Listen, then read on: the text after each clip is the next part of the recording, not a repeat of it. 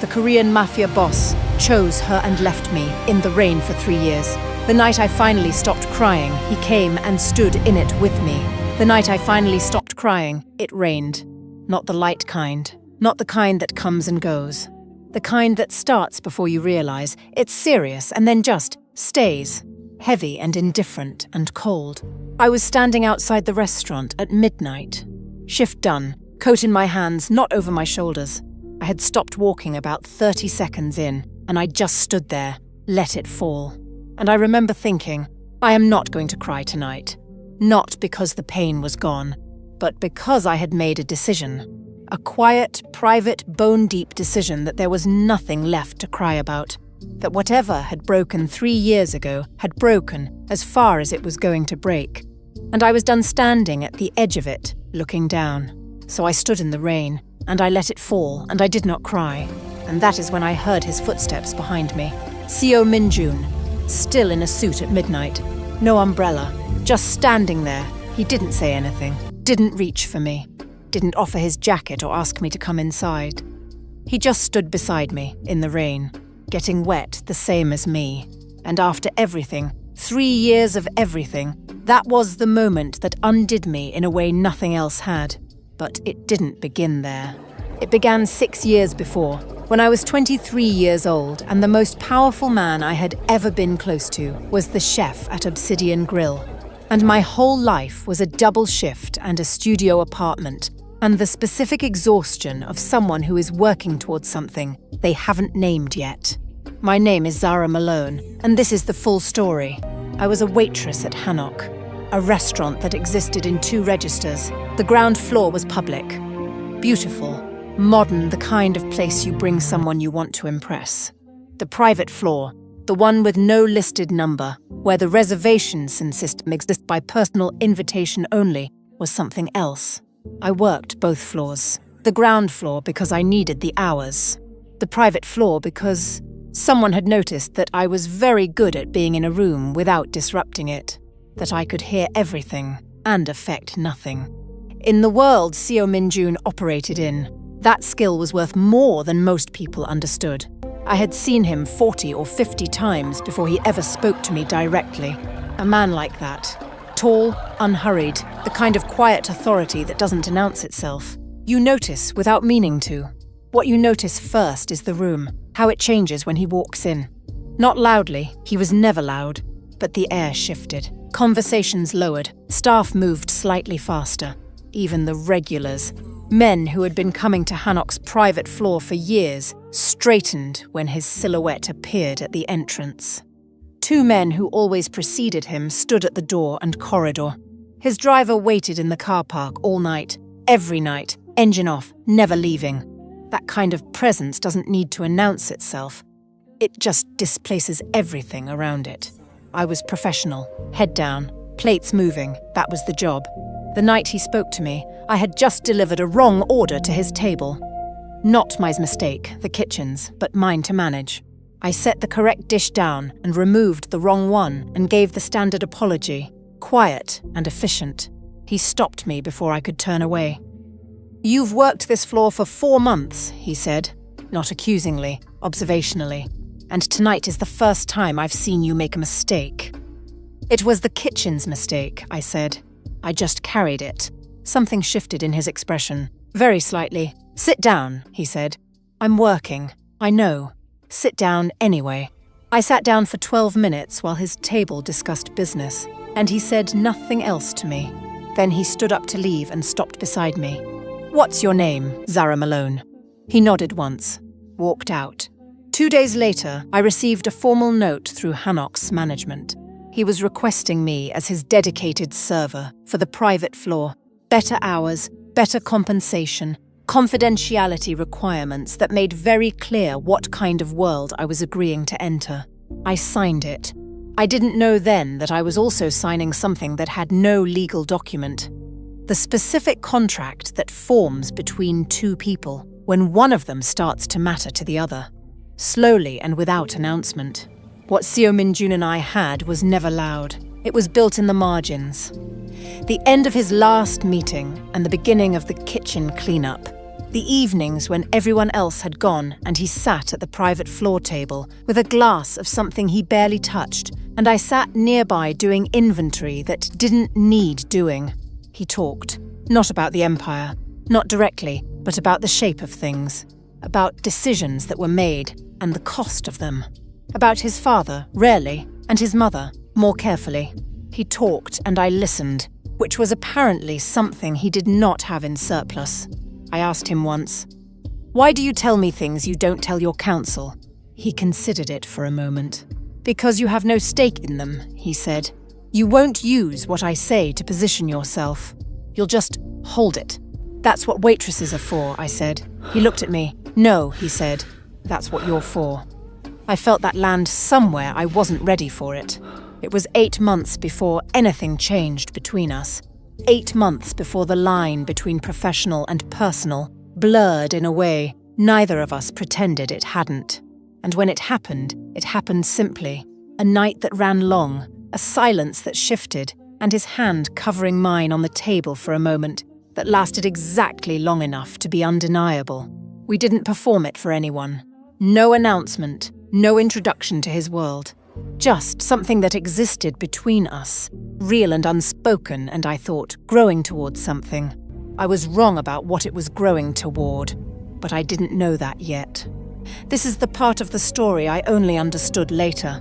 At the time, I was still thinking we were building something together. What I didn't see was the room where he was being offered a different kind of building. 3 months before anything became visible, there was a gathering at the Seo family estate that I was not invited to, because I was not the kind of person who got invited to gatherings at the Seo family estate. Madame Seo Hyunja had built her son's empire the way you build a wall, deliberately, stone by stone, every piece chosen for its load-bearing function. She did not leave gaps for sentiment.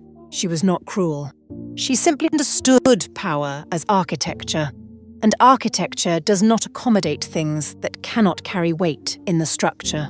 A waitress from a public restaurant floor, however talented, however quietly essential to her son's private hours, was not a load-bearing element.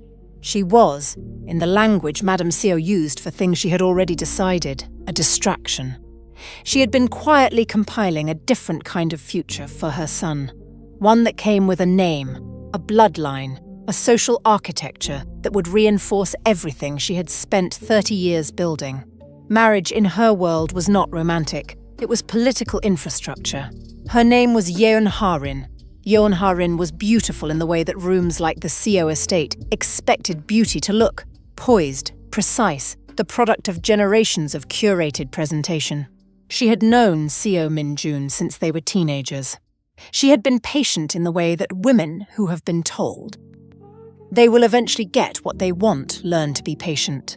At that gathering, while I was taking a double shift at Hanok, because Mondays were always short-staffed, Min-joon sat across from Harin at his mother's dining table and said nothing to contradict the idea that this was a direction he was open to. His mother smiled, Harin smiled, and somewhere across the city I was folding napkins and thinking about a conversation we'd had the night before and what it meant. I thought it meant one thing. It meant something entirely different. He told me on a Thursday, not in a long conversation, not with the kind of careful attention he had always given difficult things. He came to Hanok in the early evening before service, and he sat at the private floor table and he told me that his family had an expectation he had agreed to honor. He told me Yeon Harin's name. He told me she would be accompanying him to the Seoulin Alliance Gala the following month. He told me he valued what we had, that it had been real, had been. I sat across from him and kept my hands flat on the table. I remember that specifically. Keeping my hands flat, because if I lifted them, I didn't know where they would go. "Is this a conversation?" I said. "Or is it an announcement?" He was quiet for a long time. Then he said something I did not expect.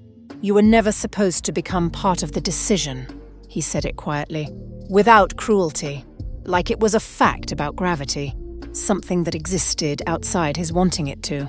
I looked at him. "What does that mean?" "It means this was always going to happen," he said. "The alliance, my family's expectation. It was decided before I met you, and I let you believe something different. That was my failure. A failure, I repeated. It's an explanation, he said. An explanation assumes there's something to explain, I said. This sounds like a decision that's already been made. He didn't disagree. I stood up. I straightened my apron. I looked at him one time, directly, long enough to make sure he saw my face and understood what was in it, and then I walked out of the private floor. That was the last conversation we had for 3 years. It was raining when I stepped outside, hard and cold, and I stood there in it because I couldn't make myself go anywhere yet. Couldn't go home, couldn't go back inside, couldn't do anything but stand in the rain while 3 years of what I thought we were building dissolved around me, like they had never existed. I stood there until I couldn't feel the cold anymore. Then I went home, and I cried for a very long time.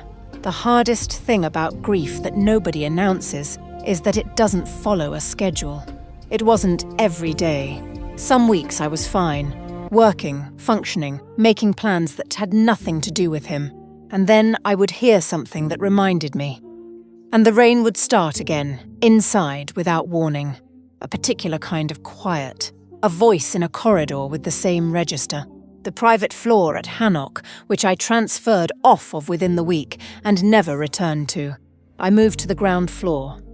Different hours, different clientele, different atmosphere, safe in its anonymity. I rearranged the geography of my life. New bus route, new coffee shop, new side of the city for groceries on Sundays. I did this methodically, not dramatically. The way you child-proof a house. Removing sharp things from reach not because you're afraid of them, but because you would prefer not to bleed unnecessarily. It helped, some. The problem with caring about someone is not the places you go together. It's the places you go alone and think of them anyway. The window seat on the bus. The smell of a particular cold night. The specific quiet of a restaurant floor at the end of service when the last table has paid and you're folding napkins in the dark. Those things you can't reroute around. I heard things, of course. In a city where his name moved through certain rooms, the way weather moves through a landscape, information found its way to me, whether I looked for it or not. The first photograph appeared 3 weeks after he told me. Harin in blue, a gown that moved like water, his hand at the small of her back at the Celine Alliance gala. Light, guiding exactly, as it had once guided me through the private floor corridor after midnight when the building was empty, and we had both pretended we were still just employer and staff. That specific placement, that was the part I couldn't stop looking at. I put my phone down and finished my shift. The formal announcement came 6 months later, in the language his world uses for these things. The Seo and Yeon families are pleased to confirm an alliance. I read it on a Tuesday morning before my shift. Put the phone face down, went to work. I was very good at going to work. 3 months after that, I was assigned a large table near the window. A private booking, 8 guests. I had checked the reservation. I hadn't noticed the name. I was halfway across the floor with the first round of drinks when I looked up and saw Seo Min-joon seated at the far end. He hadn't come to the private floor, he had come to mine. I don't know whether he had known I was working that night, or whether it was genuinely coincidence. What I know is that he looked up at the same moment I looked up, and for 1 second, one full undisguised second, he went completely still. I turned around and walked back to the service station. I told my colleague the table was hers. I went to the back and stood at the sink and counted slowly to 30. Then I went back to work. That was year 1. There were 2 more to go. Year 2 was quieter than year 1. Not better. Quieter. The volume of it lowered and the weight shifted, the way a heavy bag settles differently once you've been carrying it long enough. By year 3, I had stopped thinking about him every morning. He had moved somewhere deeper, to the place where things live when you have processed them as far as they will go, but not all the way through.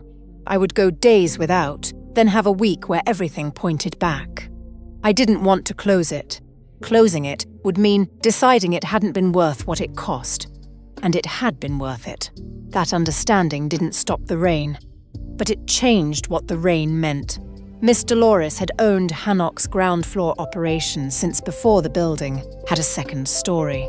She was 63 years old, had never once in her life been uncertain about what she thought, and had been watching over me from the moment I walked through the door, looking like someone who was trying very hard not to show what had just happened to them.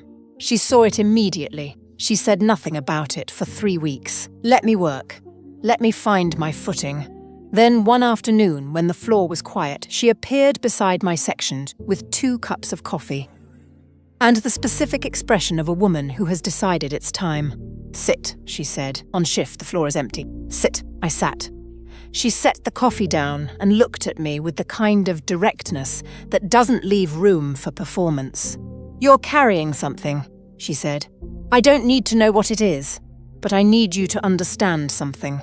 She tapped the table once. "This floor will not fix it. Ours will not fix it. Being the best waitress in this building will not fix it. You understand me?" "I understand," I said. "Good," she said. "Now drink your coffee." She didn't press, didn't ask for the story. What she did was something harder to explain. She made herself a constant, present, warm, with enough sharpness to keep me from sinking too far into any given week. When the announcement about Ha-Rin came out, she appeared beside my section within 20 minutes of my arriving for my shift. I hadn't said a word. She just knew. She placed her hand on my shoulder once, briefly. Then she said, "Men make the choices that are easiest to explain to their families. That has nothing to do with what they actually feel, and it has nothing to do with your worth." I looked at her. "Did that help?" she asked. "Not really," I said honestly. "Good," she said. "Grief that goes too easily isn't finished. When it stops hurting, that's when you're actually getting somewhere." She was right. I hated that she was right. There are things I found out only later. Things that had been happening in rooms I didn't have access to during those 3 years, while I was keeping my hands flat on tables and my feelings out of my face. The alliance between Seo and Yeon had not been what it looked like from the outside. Min-joon had honored the expectation his mother set, because he was, at his core, a man who carried his family's weight as if it were his own spine. Without it, he couldn't stand. The announcement was real. The partnership was real. What wasn't real was the rest of it. What the photographs showed and what the rooms held were different things. Ha-Rin had known this. She was not calculating or cruel. She was simply someone who had accepted a particular arrangement and was trying to build within it. She was not the villain of this story. She was doing exactly what she had been prepared to do. But Min-joon had been somewhere else in his mind for 3 years. In the margins of meetings, in the hours of early mornings, in the specific kind of absent quality that people who know him well had started to notice. His driver, a quiet man named Woo-jin who had been with him for a decade, told me much later. He used to come to Hanok on Thursday nights and sit in the car for 20 minutes before driving away. For almost 2 years, I had never seen him. He had never come inside. I didn't know what to do with that information when I received it. So I held it quietly, the way I always held things that were too heavy to put down. 3 years is a long time to grieve something that was never fully yours. Or maybe it was fully mine. That's the part I had to make peace with. That it was real, that it mattered, that the fact that he made a different choice did not retroactively erase the 8 months of quiet conversations or the specific way he said my name when he wasn't performing anything for anyone. It was real. He chose to walk away from it anyway. Both things were true. The night I stopped crying, I had not cried in 11 days. That was the longest stretch in 3 years. I noticed it, the way you notice when a background sound finally goes quiet. The absence. My shift ended at midnight. I stood in the car park collecting myself before the walk to the bus stop, and I thought, I am not going to cry tonight. And something about the thought felt different than it had the hundreds of previous times I had said it. It felt finished, like arriving somewhere instead of attempting to. It started raining before I reached the door. I stopped walking, stood still, let it fall on me. I was not crying, I was not in pain. I was just standing in the rain being rained on, and it felt, strangely, like honesty. Like the sky and I had agreed on something. I don't know how long I stood there. Then I heard footsteps. And I knew, before I turned around, without logic or reason, the way you know things that have been living in your body for 3 years, I knew who it was. He was alone. No driver, no security, no suit jacket. The sleeves of his shirt were already wet. His hair was flat with rain. He stopped when he saw that I had heard him, about 4 feet away. He didn't say, "I was wrong." He didn't say, "I've been driving to your street for 2 years without coming inside." He didn't have any of the sentences I had imagined this conversation starting with, and for a long moment, he didn't say anything at all. Then he said, "Woo-jin told me you transferred floors 3 years ago." "Yes," I said. "I went to the private floor last week," he said. "They told me you'd never come back to it." "No," I said. Another pause. The rain kept falling. Neither of us moved. "You're not carrying an umbrella," he said. "I know. You're soaked." "So are you," I said. He looked at me for a long moment, and I watched something move across his face. Not the controlled authority I had always known him to carry, but something underneath it. Something that had apparently been there for a while, waiting for him to stop driving past it. And then, instead of reaching for me, or offering his jacket, or telling me to go inside, or beginning any of the speeches I had imagined him giving, in the 100 times I had rehearsed this conversation in the dark, he took 1 step forward and stood beside me, in the rain, getting wet, staying, not pulling me out of it, not solving it, not explaining himself, just occupying the same rain that I was standing in, as if what I needed was not to be rescued from it, but to have someone finally willing to stand in it with me. I didn't speak for a long time. Then I said, "That's not going to be enough." "I know," he said. "You can't just stand in the rain and have it fixed." "I know that too." "Then why are you here?" He turned to look at me. His face was wet. His expression was something I didn't have a clean name for. Not regret exactly, not apology. Something older than both. The specific face of a man who has understood something too late, and is not asking to be forgiven for it, only asking to be allowed to remain in its presence. "Because I've been driving to this street for almost 2 years, he said. "And tonight, I stopped driving and started walking. That's the only answer I have right now." I looked at him. I thought about Mr. Doris saying, "When it stops hurting, that's when you're actually getting somewhere." I thought about 3 years of rain. I thought about the specific way a person stands beside you, without asking for anything. Just stands there, and how that can be more than any speech. "You're going to have to give me something better than rain," I said. "I know," he said. "Not tonight, but I know." We stood there together for a long time, neither of us moving inside. Neither of us pretending the rain wasn't falling.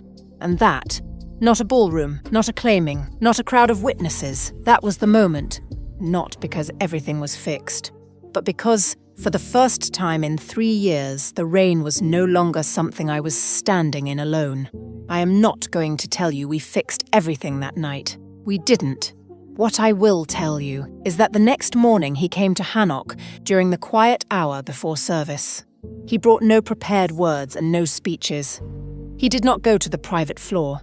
He sat at a ground floor table, table 4, the public section, the one visible from the street, where anyone walking past could see exactly who was sitting inside and who they were waiting for, where the reservation system was open to anyone, and the menu had prices printed on it, and there was nothing exclusive or hidden or protected about the choice of being there. In his world, that was not a small thing. That was the first fully public choice he had ever made about me. Miss Dolores saw him before I did. She appeared beside me in the kitchen doorway, looked at me once and said, "Man in a very good suit, table 4. He walked past the private floor stairs and kept going. Looks like someone who has finally decided something. "What did you tell him?" I asked. "I told him coffee was $4, she said. "Same as everyone else." She gave me one look, the specific look of a woman who has been right about something for a very long time, and went back to work. I walked out to table 4. He looked up. He was in the window. Anyone walking past could see him. He hadn't tried to hide it, hadn't asked for a quieter table. He was just there in the daylight, in the public floor, visible, and we began. Not from where we had been, not from the private floor and the 8 months of margins and the unspoken things, but from the beginning, properly, with nothing hidden and nothing agreed in advance, and the whole street able to see us through the glass if they cared to look. It was not fast, it was not clean, but it was the first thing between us that had ever been fully visible. And that, after 3 years of rain, was everything. It was not fast, it was not clean. There was no public ballroom where the crowd turned and witnessed his choice. There was just us in the daylight taking it one morning at a time. Here is what I know now that I did not know when I was standing in that car park on a Tuesday morning with my phone face down and 3 years of rain ahead of me. Grief is not weakness. Staying in a feeling until it has finished teaching you is not the same as being stuck in it. Some things need to be felt to their full depth before they release you. I cried for 3 years because the thing I lost was real enough to deserve 3 years. The rain was not punishment. It was the shape of love that wasn't being met. And the night I finally stopped, the night I stood in the actual rain and felt for the first time like I had arrived somewhere, that was not because I gave up. That was because I had finally finished letting it break what it needed to break. And what remained was just me, intact, wet, standing. He came and stood in it with me. Not as a rescue, not as a claiming. As a man finally willing to get wet, that is different. And it mattered in a different way. A quieter, more permanent way than any ballroom could have given us. I am still learning the difference between a man who pulls you out of the rain and a man who stands in it beside you. One of them needs you to be fixed to love you. The other loves you in the rain. My name is Zara Malone. He chose someone else and left me in the rain.